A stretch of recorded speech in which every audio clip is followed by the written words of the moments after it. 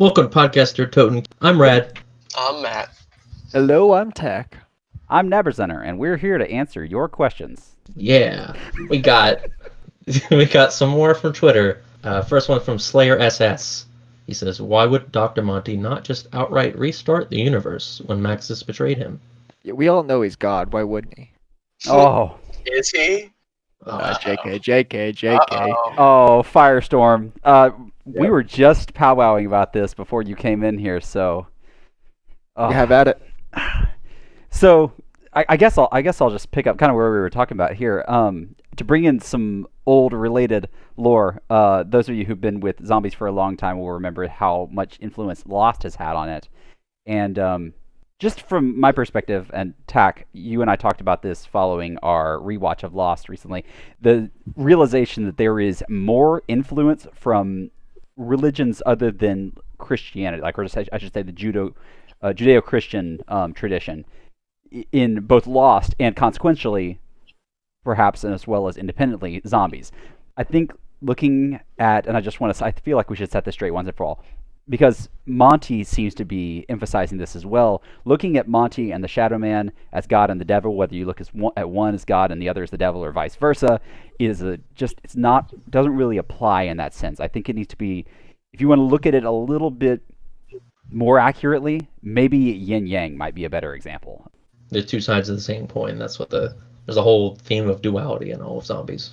Exactly. And so whereas I think in the Judeo-Christian religion or tradition rather, you have this, the fact is actually that God is this all-powerful being who created the devil as an angel who then rebelled and fell, and despite all his pride will never be as great as God in the first place. So, but there's definitely, like you said, it's a duality. It's actually an equality between the Shadow Man and Monty. Right. He said himself he's not all powerful. That's a direct quote from him. So he will even admit he doesn't have the ability to see everywhere. He doesn't have the ability to just delete anyone from existence if he wants to. Like the whole thing with the children is he needs their eternal souls there to be like saved in Agartha so he can get rid of all the other ones. Because he can't do that otherwise. The other good quote too is the one with sort of the broken glass, and Ari said if you had like a sheet of glass and you hit it with a hammer and it fractures. I think one of the lines in there too is talking about how it's like so many pieces to pick up or whatever. Again, implying that he's not omnipresent. He's not omniscient. Right. Yeah. So to the actual question, why can't he just outright restart the universe? So it's, I mean, we're beating around the bush. He doesn't have the power, so that's the end of the story. Well, yeah. And why are you also wondering why he can't see them and why he doesn't try to kill them immediately? I always felt, and this is sort of my own sort of canon to it, but that he liked the way the events unfolded, and it was all sort of part of his master plan. So he really had no reason to restart the universe because it all plays into whatever his end game was. But no, really, I've never heard of that before. That's kind of next level. Let's see that more. As usual, Matt. Thank you.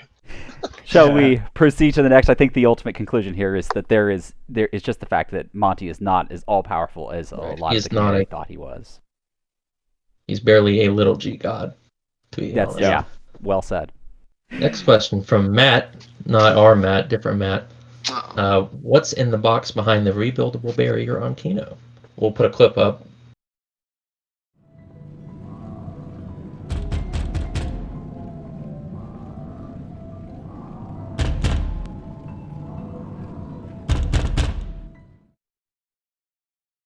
So basically, it's just some knocking behind one of the barriers in Kino. This was in the original as well, and it's in the dressing room, kind of near this box. So there's some knocking. I mean, the first thing I think of with Kino and knocking is obviously the Maxis radio, where he's in his study and there's pounding on the door. That's the first thing I think of, perhaps. Well, because we find out that was Sophia in Gorod Krovi. And we don't know what happened to Sophia in the original timeline. So maybe she's a eternally knocking zombie. I don't know. Her ghost haunts the place and just keeps knocking, perhaps. Yeah, there's just something with souls where there's a component, whether or not life force and the soul is one or separate. But the mother of Jeb, true. Alcatraz, yeah. there's definitely some type of weird spectral entities, and they're always sort of presented in like that blue haze and some type of weird energy force. Maybe a ghost. Maybe could be related to it was the guy with the chains, but that was only on the Black Ops 3 version. This is like from the original. It's interesting. It's kind of That is morbid, but interesting. I like the idea that maybe that's where Sophia's been all along. Ooh, Just that kind of is very sad morbid. too. Oh wow. She's just there looking for Maxis. How's she alive, man? As a spirit, or are you saying like she's? Either, I mean, well, obviously not as like a human, but either Yeah, a well, if zombie she's- or some kind of spirit. I think this is an interesting tie-in to our theories so far about Cold War.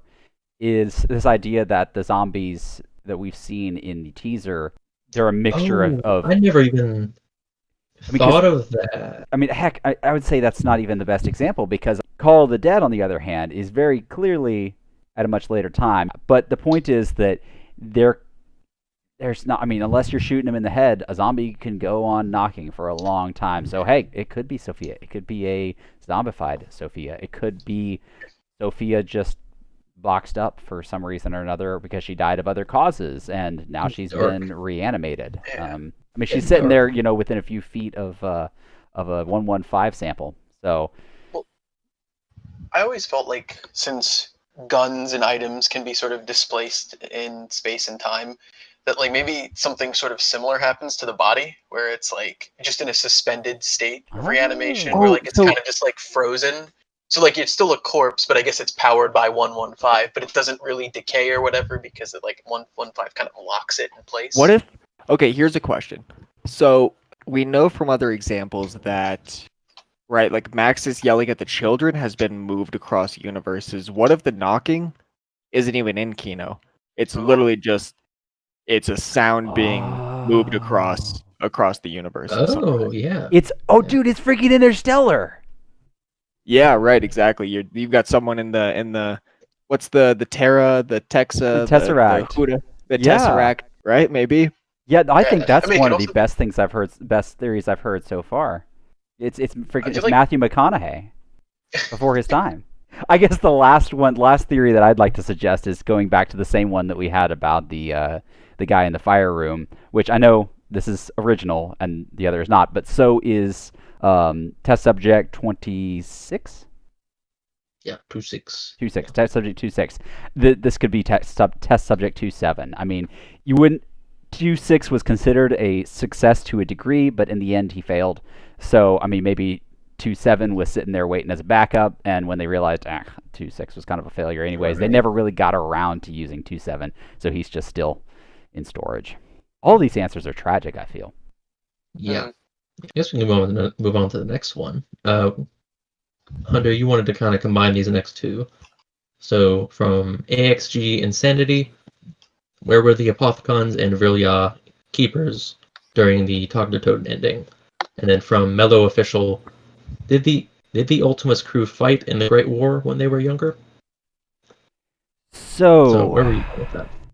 Yeah, so this became a headcanon of mine from a few weeks ago, and I say headcanon perhaps because I don't know enough in-game evidence. There may be more in-game evidence for this, but it kind of ties into that whole, and what we were just talking about, the Tesseract. I feel like there's almost like this warping, this wormhole or Tesseract that exists within zombies as a result of that fractured mirror, that that evil in a can trope, that these forces trying to break into our world. I don't think that they were, how shall I say this, that they've ever been there in the sense that we know anything has ever been there. So when you ask, were the Apothicons, where were they during Tog Toten?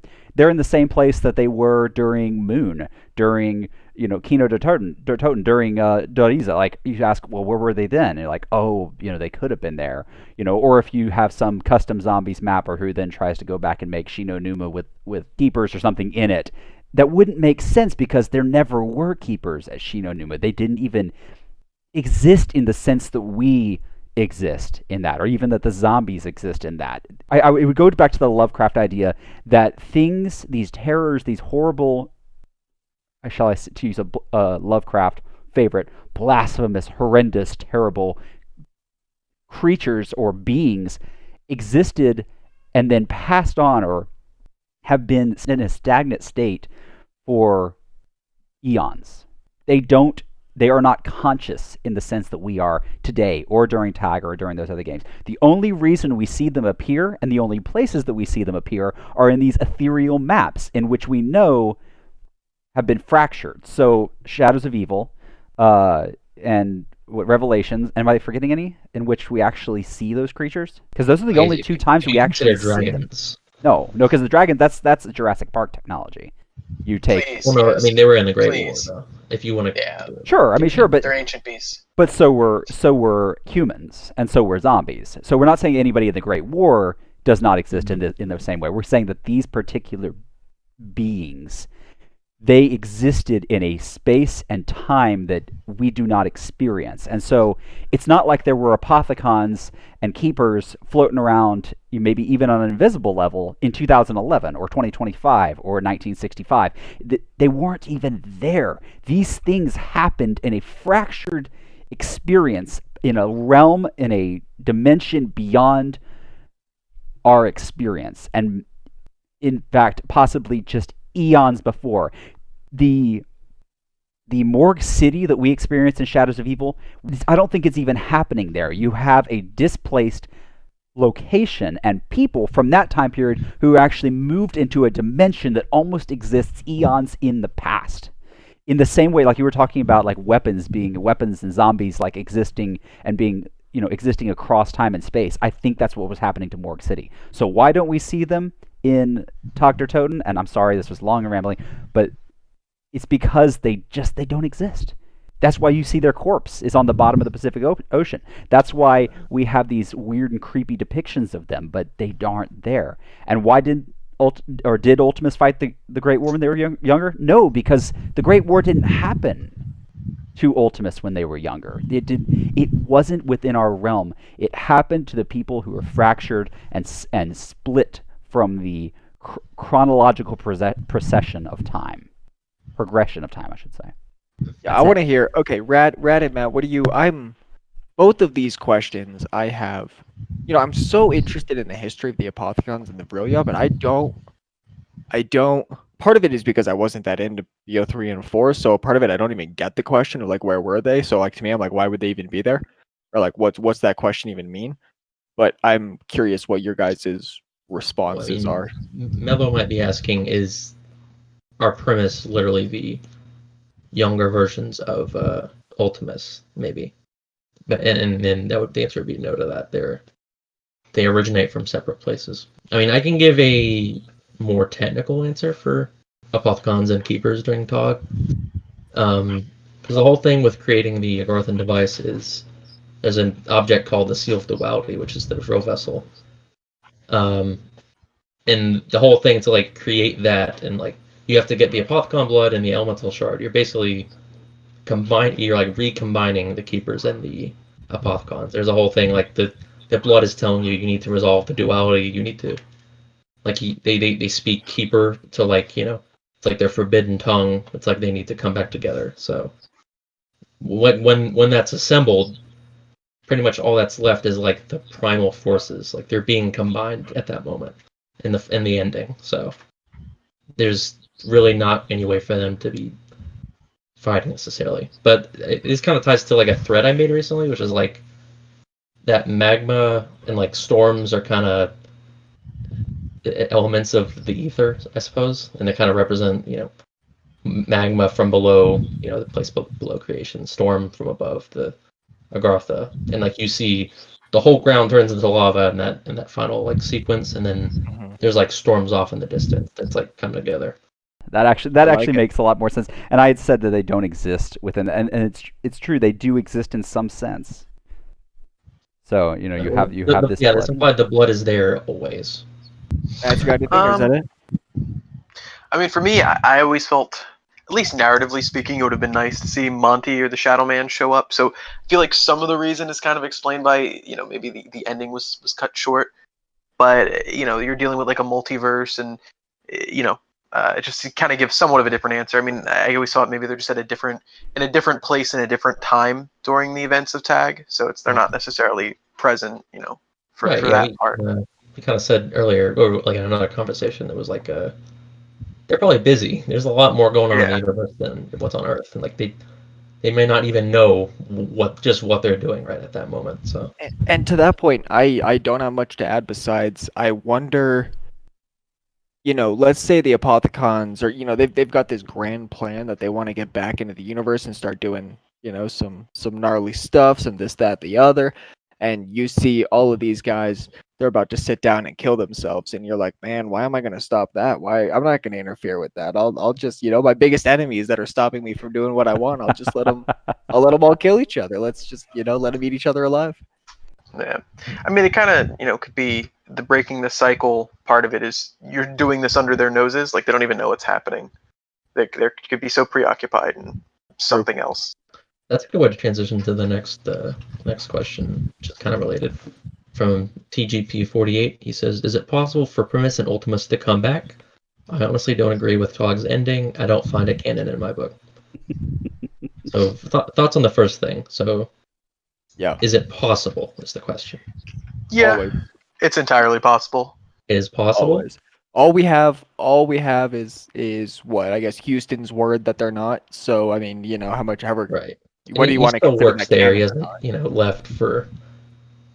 He hasn't left because artistic vision and all that. So he's still there. I mean, I think if we ever get a glimpse of what happened I mean, even post tag with a restarted universe could imply that in some shape or form, variants of Ultimus and Primus show up. But not only that, we don't really know, I guess, what happens post tag. And since you're dealing with the multiverse, I mean, there's so many ways that they could be brought back. So it's entirely possible. Whether or not they want to or want to do it right away is a whole other story. Yeah. Right. I guess we shouldn't go into a whole rant on how each of us feel on the Tog ending because it is divisive. And I mean, there was I'm pretty sure there was a podcast on it. Yeah, I think it we came did out. one on it, right? Yeah. Yeah, you guys did I mean, a podcast on that, so it doesn't.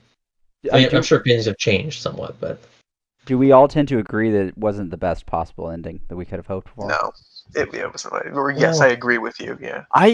The only part I've come to have gripes with, I've accepted a lot of the way the story's gone just to accept it, but the part that'll never sit right with me is Samantha shooting Nikolai. That part just doesn't make sense to me. So like, other than that, I'm all right with it, but that part is just like, what?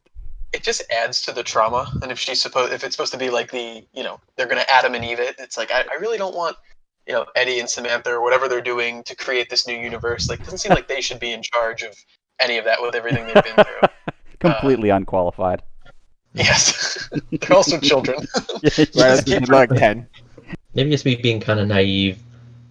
It does to me. It's like I love the ending. It feels like very thematically appropriate for me. Okay.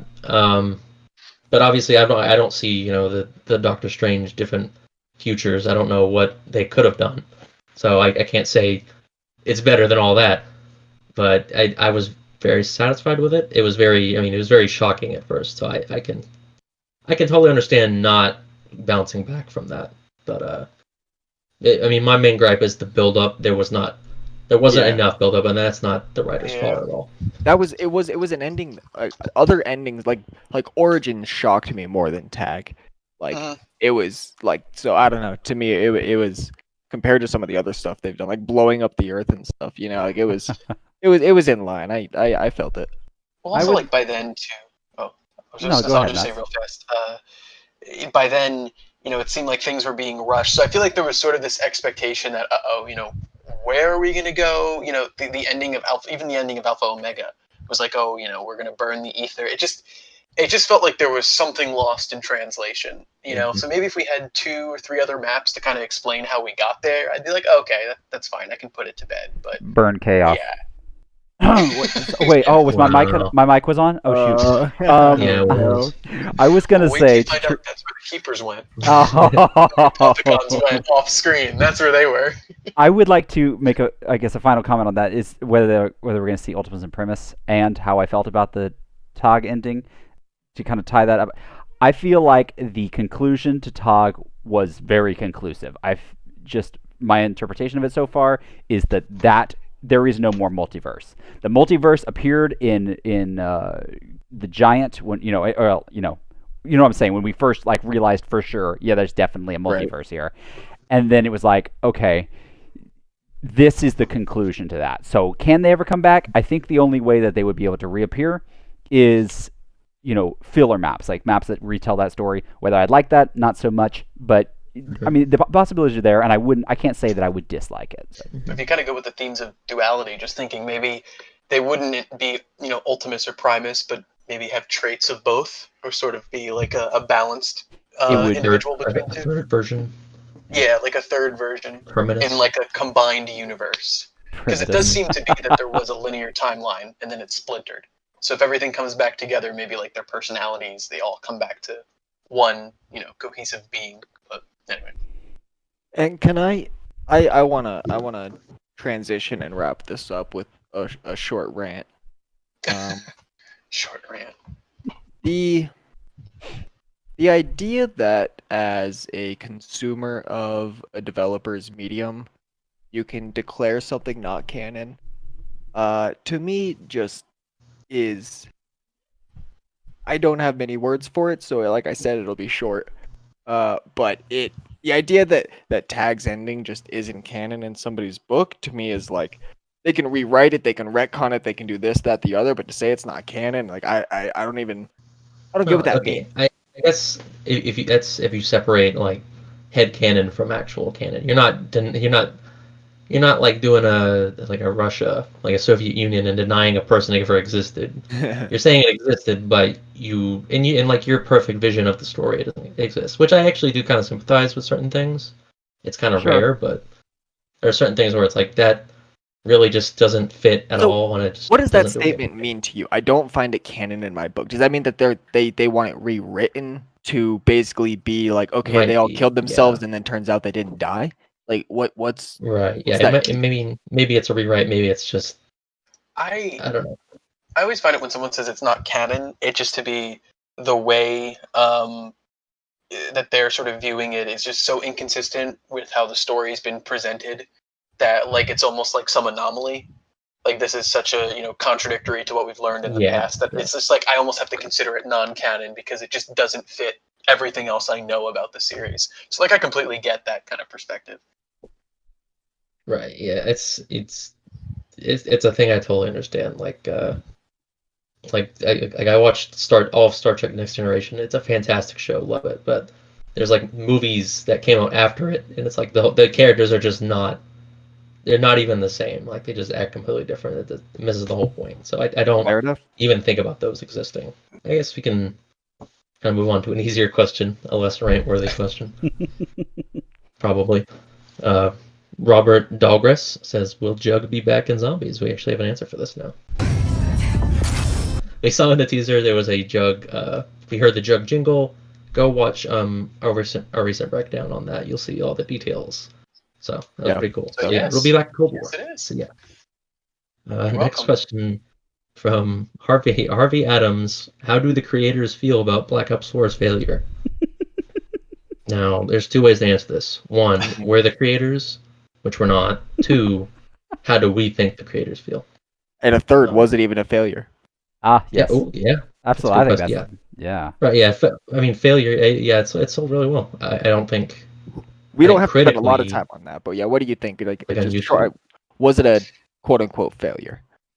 I think I'm making it up, so I have no way, nor do I have any connections to Treyarch, but maybe they felt like they could have done better, would be my sentiment, or maybe that it was sort of a rushed, because it does seem that there's a lot of leaps to where the story was going to go, like plot lines were kind of dropped in, like I said, in between Alpha Omega and Tag.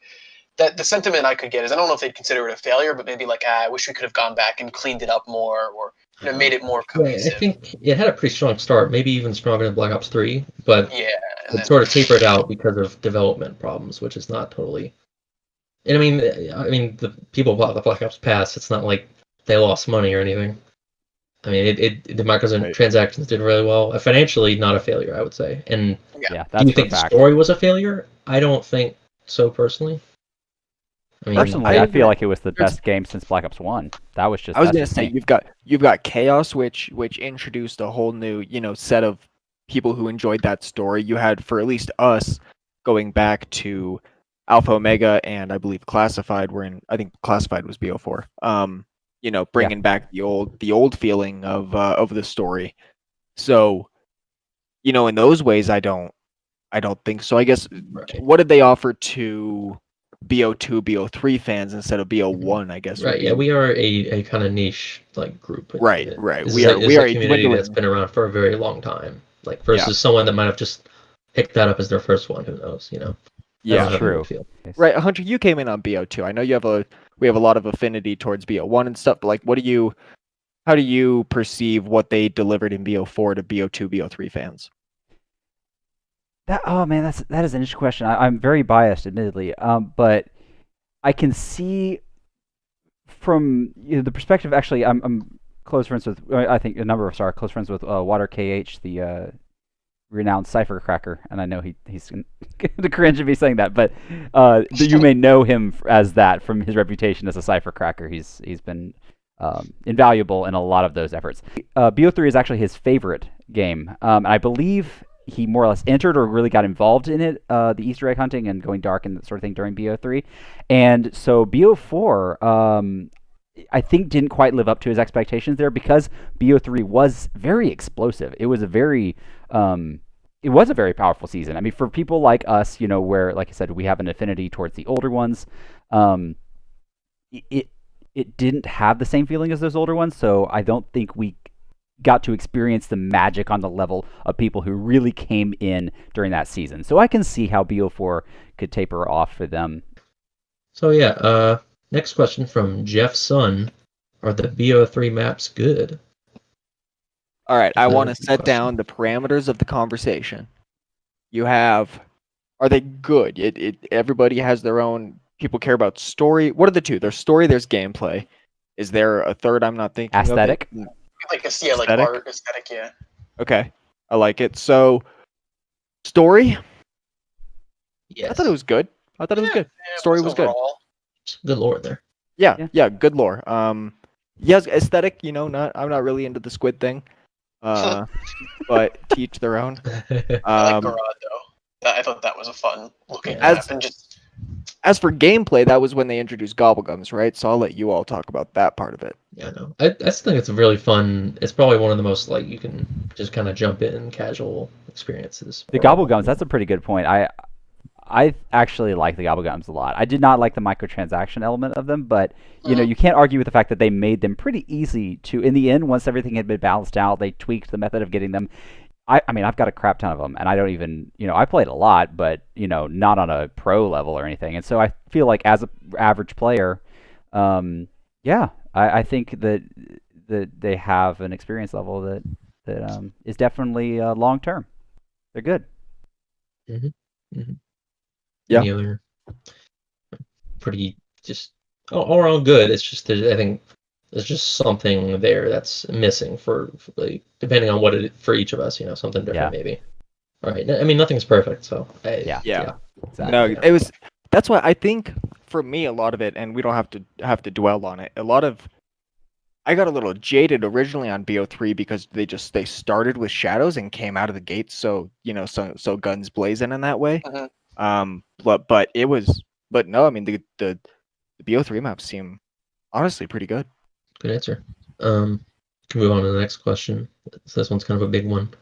From Leos10, who's also a member of our Discord, he says, "Okay, if Premise after Revelations go back and finish the Great War, and then if they break the cycle and die, what would happen to the Great War? Is it winnable nonetheless?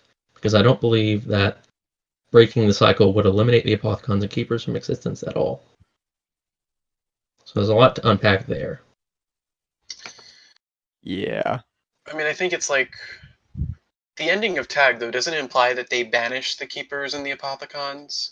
So yeah, they don't eliminate them, but I think they remove them from space and time, and I guess that means they're combined now. They're yeah.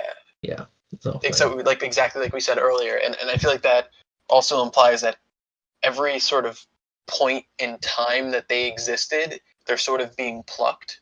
This is just my guess. So that as they're being removed, kind of the timelines correct themselves. So where the war, I guess, would never happen in the first place because the war is the result of their influence, and if you pull them all simultaneously from messing with the time waves, then there's no war.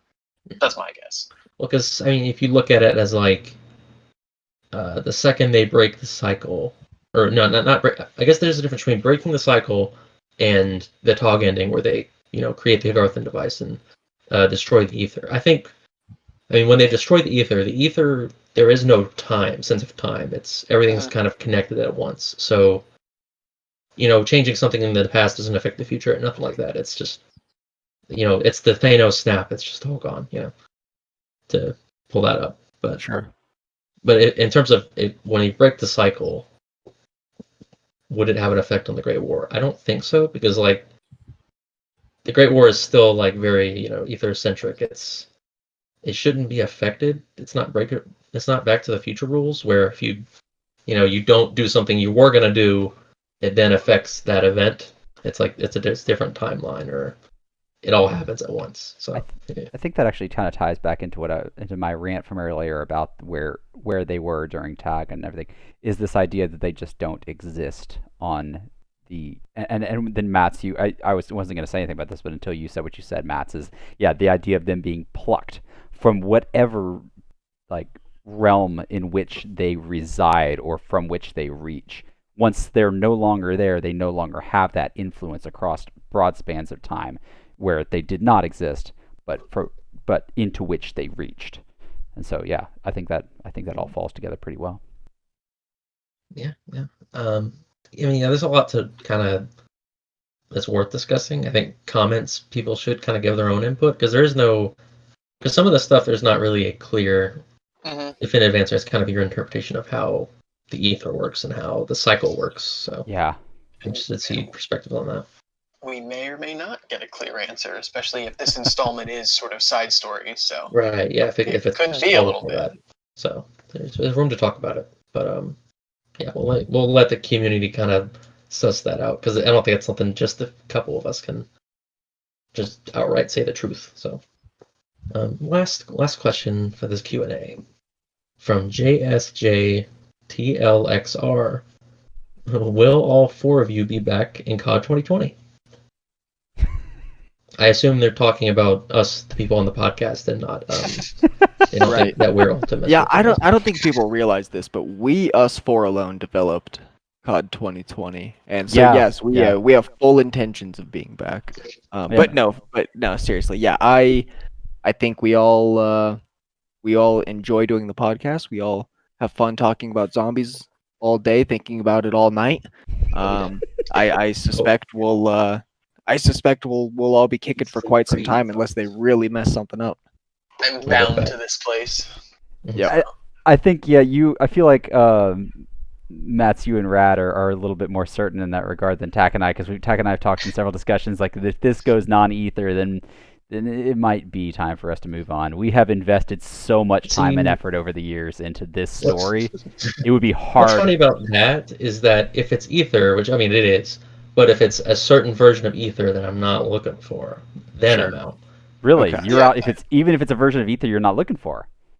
Yes, if it's something that particularly grinds my gears, then I'm more inclined. I mean, I think there's always the potential. Yeah, if they really train wreck things, it would be hard to recover. But I mean, I've followed this since World at War, so to some extent, I feel like I'm with it till it sinks. Yeah, I get that. Yeah, like I think if I was able to make it through BO3, I can make it through Cold War. That's how I feel. So I guess the answer is yes, barring some tragedy, horrible tragedy. All right. Let's all briefly take brief moments to identify your own personal tragedy. Rad, I'm really curious on what I want you to expand on your statement. What would that train wreck be for you? Okay, here's the train wreck. They do a map that's set in Max's house that he grew up in, and then they reveal that his mother's name was Martha, and so was Richtofen. Oh no! That's my That's personal. what ends the conflict. That would and that ends their friend. They become friends and they hug it out. That'll be it for me. All right, fair enough. Matt, what do you got? I feel like if they which I think they're not going to do in Cold War, especially because it seems like they're really trying to root it in history. If they kind of just go down the route where it keeps becoming 1 degree of separation, and I think that's where I kind of lose interest in zombies if they don't sort of pull from that source material and sort of keep it as close, but with their own Treyarch twist. Sure. That's where I feel like I'd be like, Fair enough. Hunter, what do you think? Yeah, if they pull a chaos, if we're looking here and we see and they go, oh, Juggernaut, Monkey Bomb, are those Nazis? Are those East Germans? What about, psych, it's a completely different story. And then I How'd just you feel about a reboot? a reboot. But Yeah, you could fit it in as after a TOG, but it's got similar elements. that's to me, a hard question. I mean, I might be out. Like if we suddenly, if this chelation therapy, if it's related to, and if you're interested in that chelation or chelation therapy that was being discussed, go watch Thor's videos recently on our channel about the breakdown. It was a shorter trailer breakdown. But if it's going to be some alternative explanation as to where zombies come from, I have heard a million explanations in my lifetime about where zombies came from. I'm not interested anymore. I want to hear. That was. Yep. I want to hear the story of the universe surrounding Ether. I want to hear about, how it impacted the campaign stories now. That's what I'm most interested in. Not really interested in any more premise, not really interested in any more Ultimus. I feel like those timelines have been closed. Victus, yeah, pretty much closed. There are places we could visit them, I think, for sure. But they, you could fairly close them. There seems to be one area that's left, and if we go off into trying to reboot any of those areas, I think I'm out. That's just, I can't carry on through that. Yeah, that's fair. I think I've got, in some ways, some similar feelings. I think if we, right, this is something we always try to stress. I have no disrespect for the developers if they ever want to move away from Ether. That's, Sure. just sometimes, the argument that all good stories have to end. That's fair. I just personally wouldn't be around to see it. I just, like we said, I've put, I joined the forum October 20th, 2010. And I'm now 10 years into Ether, and I just can't put another 10 years into a zombie story, especially a Treyarch zombie story. Like, I could never compare where zombies came from, how they even that's why I couldn't do Sledgehammer or Infinity Ward zombies. It just, I can't do another Call of Duty zombie story. It's just, this is contained in Ether for me. So Right. I feel you. I feel like if it would at least be a reboot, I would hope it would be a continuation, like following Tag, like, oh, they rebooted the universe versus a hard Right. cut and dry. This is just, no connection whatsoever. I think that's also kind of like a ugh in my book. Right. I mean, so I guess to kind of finish this off, I would say if you don't get what you want, don't feel that this is a personal insult. Absolutely.